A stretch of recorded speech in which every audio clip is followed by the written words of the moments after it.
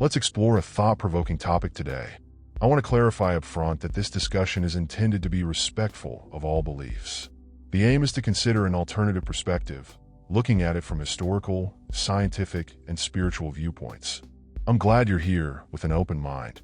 Today, we will delve into a theory that challenges some of the traditional religious beliefs. Could the creator of the universe, as depicted in ancient texts, be different from the benevolent deity many believe in? Let's start by examining the nature of our existence and the universe itself. Many people view the creator as an all-powerful, divine being. I do believe in a creator, and modern science, particularly fields like mathematics and quantum physics, suggest that we might live in a universe that has been created, a reality that some describe as a complex, holographic simulation.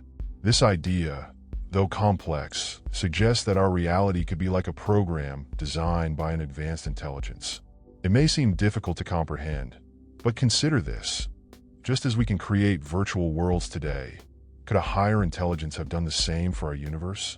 This creation is filled with divine energy that permeates every particle, from the tiniest atom to the vast cosmos.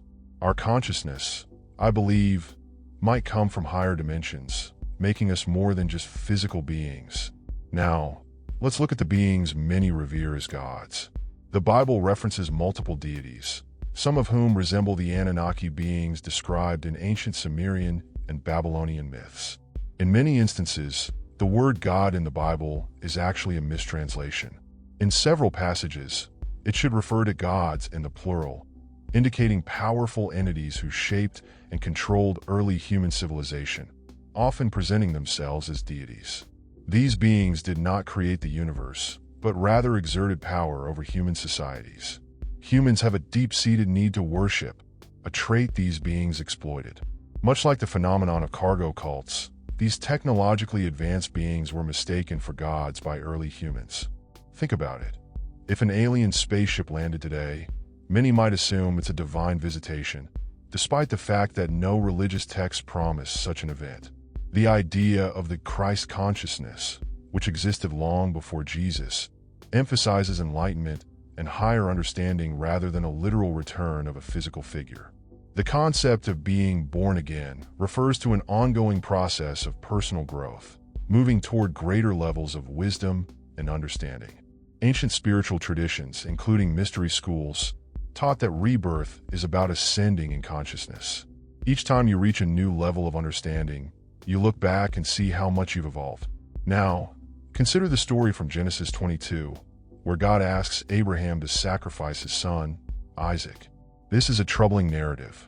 Abraham, in his obedience and fear, prepares to kill his son, only to be stopped by an angel at the last moment. The command to sacrifice a child raises serious questions about the nature of this God. Is a being who demands such fear and sacrifice truly benevolent? The Bible also contains numerous examples of violent acts attributed to God, such as the flood that destroyed most of humanity, the destruction of entire cities, and the death of countless people. Even Jesus, whom many consider the embodiment of love, did not claim to return physically, but spoke of the return of higher consciousness.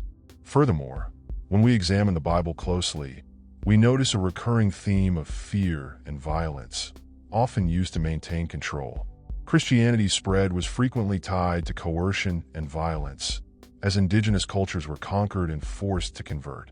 The Inquisitions and Crusades remind us of how religion has been wielded as a tool of power rather than simply a means of sharing love.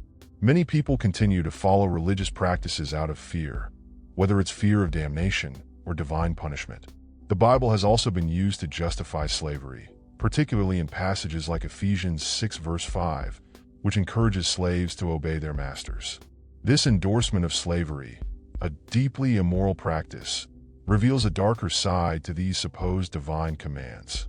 The Bible, written centuries after the events it describes, was edited and compiled to fit specific narratives. The Council of Nicaea made key decisions about which texts to include, and many important teachings were omitted or altered. Over time, much of the true message, the one emphasizing higher consciousness and enlightenment, was overshadowed by doctrines of fear and control. Religious institutions used fear to maintain power, And to this day, many still practice religion out of fear rather than true devotion or love. But there is hope. The true message of Christ consciousness is one of love, wisdom, and enlightenment. It's about freeing ourselves from fear and realizing our potential as divine beings. Embracing this higher consciousness means letting go of fear and embracing love. It's about understanding that the divine energy within us is more powerful than any external force. So, could the God described in the Bible be a manipulative force rather than the true creator? Perhaps what people have worshipped out of fear is not the true source of creation, but rather a being or force that thrives on control. It's time to explore and understand the true essence of divinity within ourselves and the universe.